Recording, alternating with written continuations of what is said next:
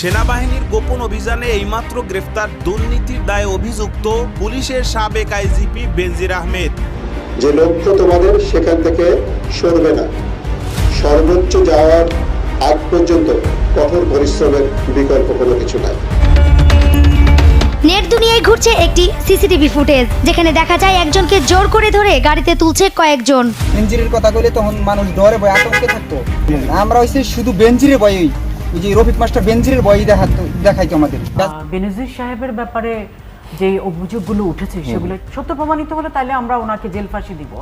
বেনজির আহমেদের জেল ফাঁসি হোক, এটা অনেক মানুষই চায়। কারণ বেনজির আহমেদ কিন্তু অনেক মানুষকে বিভিন্নভাবে চাপ দিয়ে হুমকি ধমকি দিয়ে তাদের জমিগুলো কিন্তু দখল করে নিয়েছে।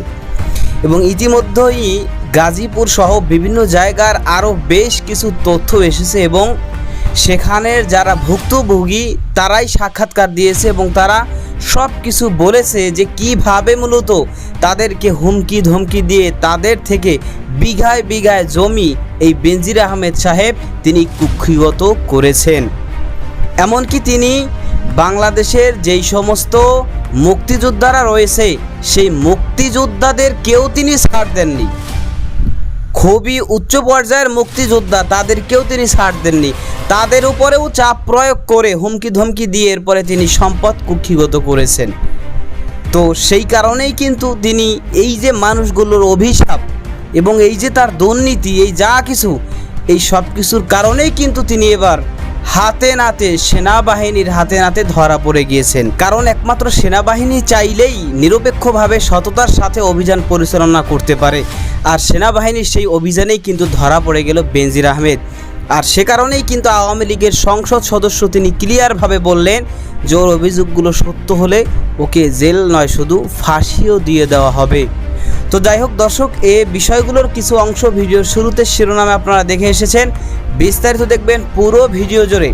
এই বিষয়গুলো দেখার পূর্বে আপনাদের একটা অনুরোধ করব, যারা চ্যানেলে নতুন আসছেন চ্যানেলটি সাবস্ক্রাইব করে অল ক্লিক করে বেল আইকনটি চালু করে দিবেন এবং যারা পেজ থেকে দেখছেন পেজটিও লাইক ও ফলো দিয়ে রাখবেন, তাহলে নিত্য নতুন পরিবেশন করা আলোচিত সংবাদগুলো অটোমেটিকভাবে আপনারা পেয়ে যাবেন।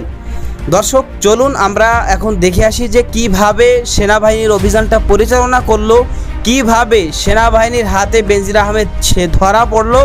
সেগুলো দেখার পূর্বে প্রথমে আমরা একটু দেখব নতুন করে আবারও এই যে মুক্তিযোদ্ধাদের জমি জমা বিভিন্ন জায়গায় যে সে হুমকি ধমকি দিয়ে জোর করে সে যে কুক্ষিগত করেছে সেটা মাঠ পর্যায়ে তদন্ত করে সেখানের যারা মূলত এর ভুক্তভোগী তারা যে সাক্ষাৎকার দিয়েছে, তারা যে বিষয়গুলো বলেছে তাদের মুখ থেকে আমরা একটু শুনে, এবং টকশোতে একজন সংসদ সদস্য আওয়ামী লীগের তিনি ক্লিয়ার বলেছেন যে তাকে জেল ফাঁস দেওয়া হবে এবং পাশাপাশি তিনি আরও কি বলেছেন সেটা আমরা একটু শুনে এরপরে আমরা অন্যান্য বিষয়গুলো ওই বিষয়গুলো একের পর এক ধারাবাহিকভাবে দেখব। ধৈর্য ধরে একটা লাইক দিয়ে ভিডিওটি দেখতে থাকুন। মানুষ ডরে ভয়ে আতঙ্কে থাকতো। আমরা হইছে শুধু বেনজিরের ভয়ই, ওই যে রফিক মাস্টার বেনজিরের ভয়ই দেখাইতো আমাদের। গাজীপুরের কাপাসিয়ার কমান্ডার ছিল 1971 সালে doctor Sirajul Islam, MBBS doctor. তিনি এবং তার দুইটা ভাই এই মুক্তিযোদ্ধা তাদের জমি এই জায়গায় নিয়ে গেছে। আপনারা কার নামে কার রিসোর্ট নামে জানেন? এইটা সেই সময় জানতাম বেনজিনের নাম, ওই এখন বেনজিনের লগে কেডা শরীক হয়েছে।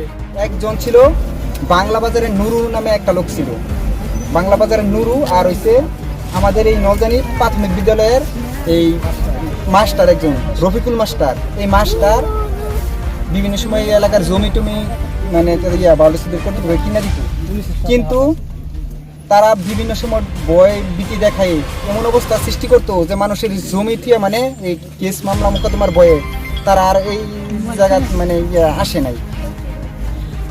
2021 সালে আমি নিজে কিছু লেবার নিয়ে পরে ওই যে রাস্তার দক্ষিণ পারে চারা লাগাইছিলাম, বিভিন্ন ফল আম চারা বিভিন্ন লেবুর চারা লাগাইছি। পরে তারা ওই যে রফিক মাস্টার এবং ওই যে নুরুজে তারা দুইজন এসে তারা বলছে যে জমির যে এই জায়গায় তো সমস্যা না, জায়গার সমস্যা হয়েছে ভিতরে 3 বিঘা নিয়ে। তো 3 বিঘা জায়গার যে সমস্যা, এই সমস্যাটুকু আমরা ন্যায্য মূল্য দিয়ে আপনাদের কাছ থেকে কিনে নেব, আমরা কি বিক্রি করতে রাজি? আমরা বলছি হ্যাঁ ঠিক আছে, আমরা এটা বিক্রি করতে রাজি। তো রাস্তার দক্ষিণ পাশে যে জায়গাটুকু আছে এই জায়গাটুকু আমরা বিক্রি করতাম না, রাস্তার উত্তর পাশে আমরা যে পাহাড় বানাইছেন মেন গেট বানাইছেন এই জায়গাটুকু আমরা বিক্রি করে দিই। তখন আমরা মির্জাপুর ভূমি অফিসেও ওই যে নুরুর নেতৃত্বে আমরা বসছিলাম। প্রথম নুরু আমাদের এই জমিটি 10 লাখ টাকা বিঘা বলছি।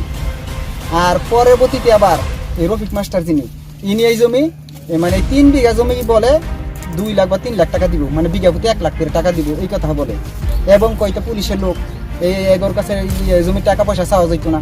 কি নাম পুলিশের? কেউ সে হয়েছে গিয়া তৎকালীন র্যাবের ডিজি আছেন যে নাম কি? এই বেনজির আহমেদ। বেনজিরের কথা বলে তখন মানুষ ডরে ভয় আতঙ্কে থাকতো, কারণ তখন যেই দিন বেনজির আসতো এলাকার এসে মেম্বার বাড়ি, বাগের বাজার, প্রতিটা মোড়ে মোড়ে পুলিশ পাহারায় থাকতো। মানুষ ডরে ভয়ে মানে যখন এই জায়গায় কাজ করতো তখন কেউ কিছু বলতো না, যে মামলা মোকদ্দমার ভয়ে। আর এই বাউলিশের আশেপাশে পুলিশ মানে অনেক পুলিশ ছিল, এই জন্য ডরে ভয়ে আর জমির কথা কেউ বলে নাই। এবং এই জায়গায় এমন একজন মুক্তিযোদ্ধা আমাদের গাজীপুরের কাপাসিয়ার কমান্ডার ছিল 1971 সালে, doctor Sirajul Islam MBBS doctor. তিনি এবং তার 2টা ভাই এই মুক্তিযোদ্ধা তাদের জমি এই জায়গায় নিয়ে গেছে।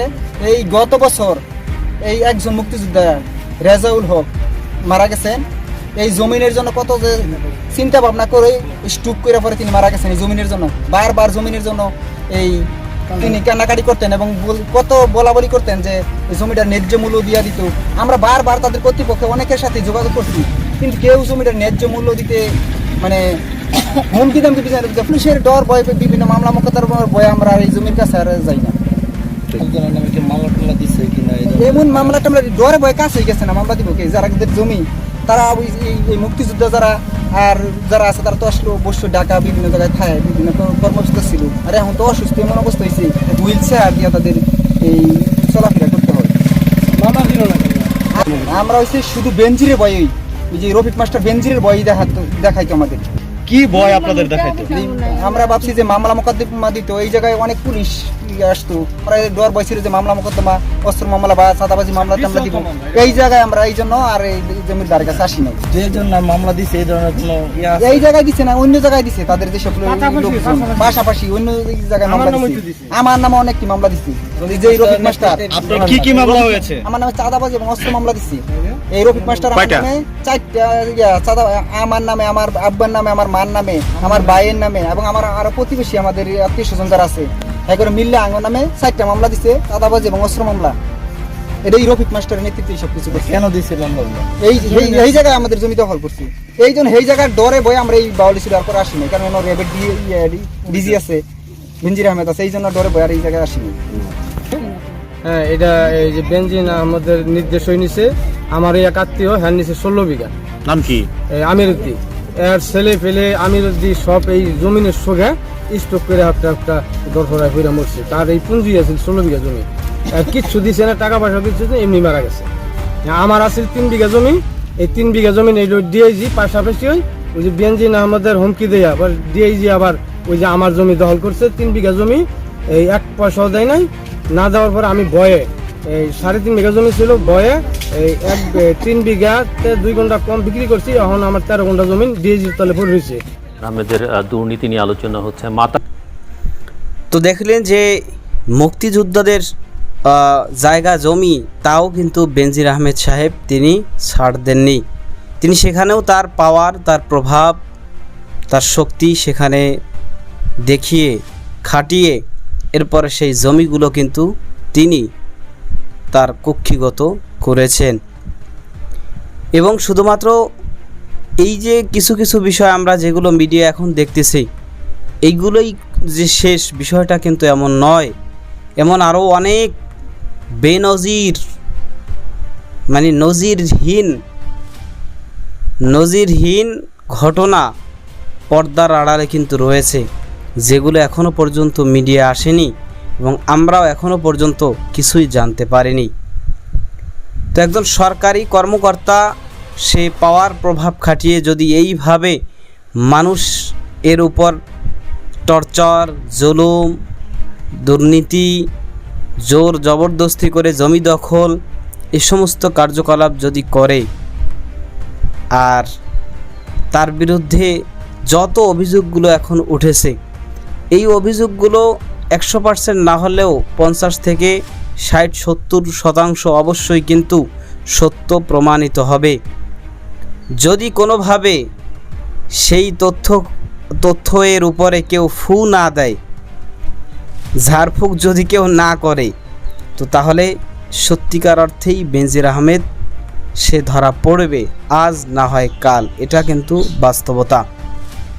তবে যদি কেউ এখানে তদবির করে, ঝাড়ফুঁক দেয়, তাহলে সেই ক্ষেত্রে কিন্তু বেনজির আহমেদের কোনো ক্ষতি কেউ করতে পারবে না। তবে কি হয় সেটা সময়ই বলে দিবে, আমরা সামনে সেটা স্বচক্ষেই কিন্তু দেখতে পারবো। আওয়ামী লীগের সংসদ সদস্য, সাবেক সংসদ সদস্য, তিনি যে কথাগুলো বললেন সেই কথাগুলো আপনার কাছে কি মনে হলো সেটা কমেন্ট সেকশনে জানাতে পারেন, এবং ভিডিও সম্পর্কে কোনো মতামত থাকলে সেটাও জানাতে পারেন। ভালো থাকবেন, সুস্থ থাকবেন, দেখা হবে নতুন কোনো ভিডিওতে, কথা হবে নতুন কোনো বিষয়ে। সেই পর্যন্ত ভালো থাকুন, সুস্থ থাকুন, সেই প্রত্যাশা এখনের মতো বিদায়। আসসালামু আলাইকুম রহমতুল্লাহ।